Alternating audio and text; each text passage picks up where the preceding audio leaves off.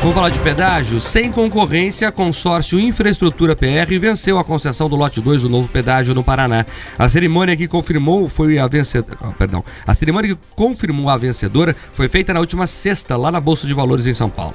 O grupo vencedor foi o único a apresentar um lance pelo lote 2 na concessão. O consórcio Infraestrutura PR ofertou um desconto de apenas 0,08% nas tarifas de pedágio estipuladas no edital.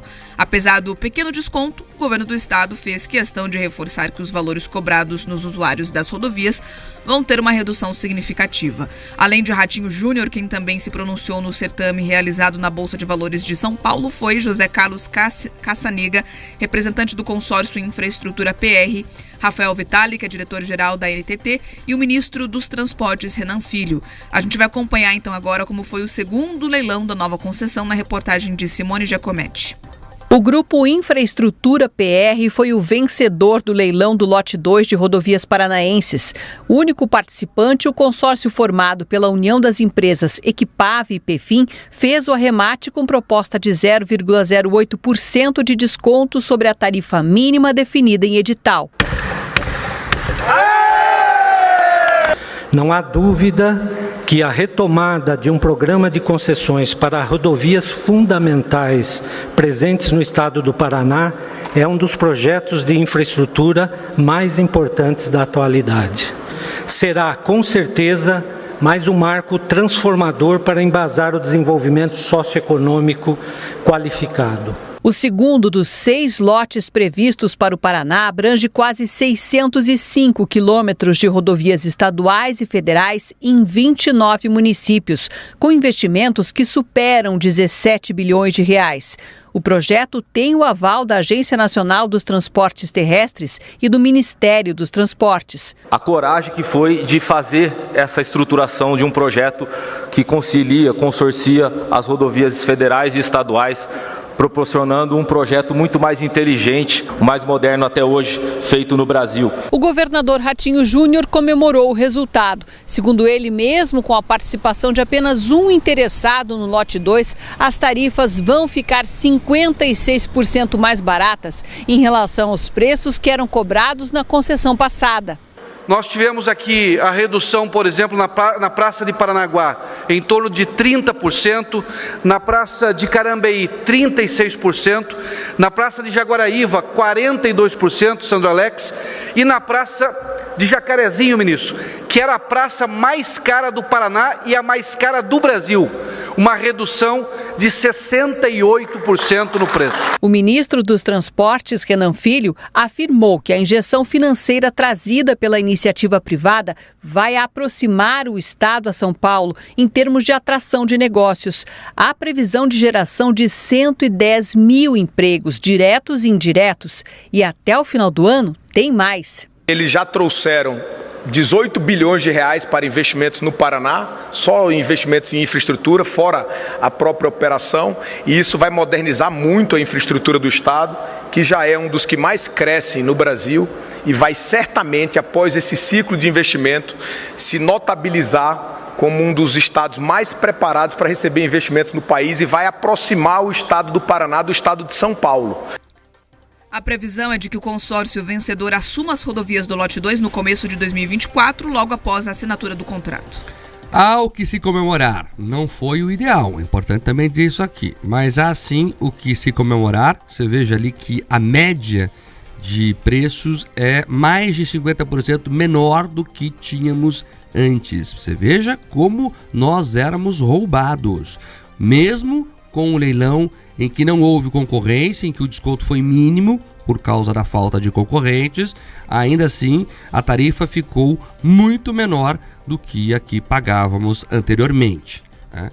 O leilão teve poucos participantes, é necessário tentar entender o porquê disso, até porque tem mais 4 lotes a serem licitados, né? E são vários motivos, né? Vamos falar primeiro dos motivos econômicos, do mercado, né?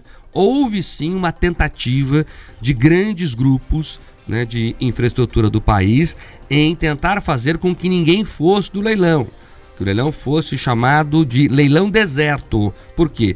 Porque sem nenhum competidor as regras deveriam ser redesenhadas. Os grandes grupos não gostaram das regras, né? Acharam que o aporte era muito grande, principalmente por causa do chamado seguro usuário, né? Que é aquele dinheiro que eles têm que depositar para poder tocar a concessão, né? No total, só esse lote, são 10 bilhões em investimentos para serem recuperados pelos investidores em 30 anos. Então, tem que ter capilé, tem que ter bala na agulha, né? Senão não aguenta fazer o investimento necessário, né? 10 bi em 7 anos, que é a janela de obras prevista ali para os investimentos, por exemplo, da terceira pista na descida da serra, na BR-277. Então, tem muita coisa a ser feita. Como as empreiteiras não gostaram dessas regras, elas tentaram ali de alguma forma, de forma extraoficial, olha, não vão participar, eles vão ter que redesenhar o modelo. Redesenhar o modelo para eles significa ser melhor para eles, é claro, né? E pior para o usuário. Acho que isso é bem claro. Então, isso, né, tem que ser levado em conta, né? Se é melhor para a empresa, é pior para o usuário. E as empresas, algumas delas, são as mesmas que nos deixaram aqui com as obras por fazer. Conhecemos bem como elas funcionam. Então, é isso, é o mercado tentando se reorganizar. Também teve uma questão importante, que foi, né, como eu disse aqui, o próprio valor que vai ser investido. São 10 bilhões, né, em 7 anos, né?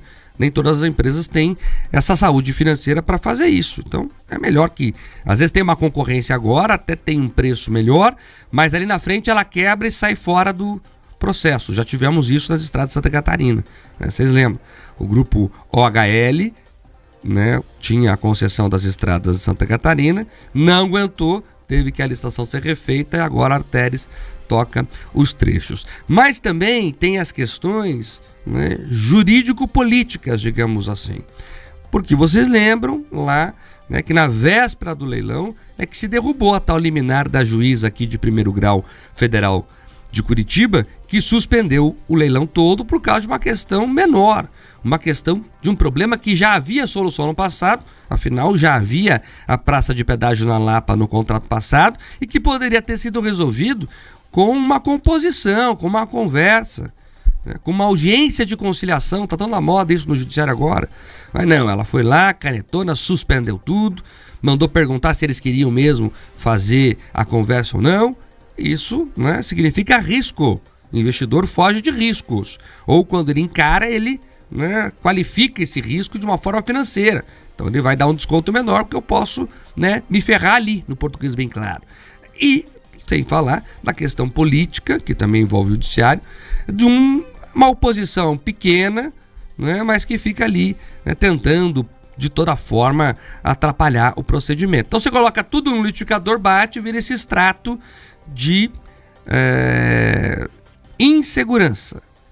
Eu tenho uma bancada de oposição que fica judicializando, bancada de oposição essa que tem membros do partido presidente, que é, em última análise, quem está assinando a concessão, a rodovia federal, não esqueçam disso.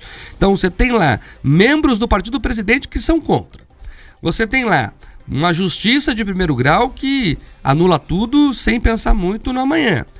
E você tem lá essa questão econômica, né, acabou reduzindo a concorrência, o que é ruim para o Estado, não é o ideal, mas mesmo assim ainda acho que há o que comemorar. Ainda bem teve essa empresa aí que se interessou nos moldes desenhados e agora é cobrar e fiscalizar para que desta vez o contrato seja cumprido. E esse novo leilão, ele ajuda a desmontar parte desse discurso político, porque percebam, todo mundo está envolvido. O governo do Paraná, a sociedade civil, o governo federal. Então essa oposição que contribui para essa insegurança jurídica, ela tem que compreender de vez que a manutenção do pedágio como um palanque político, ele simplesmente não traz mais os dividendos políticos que eles esperavam. Percebam, o tema nem virou uma grande questão na eleição passada.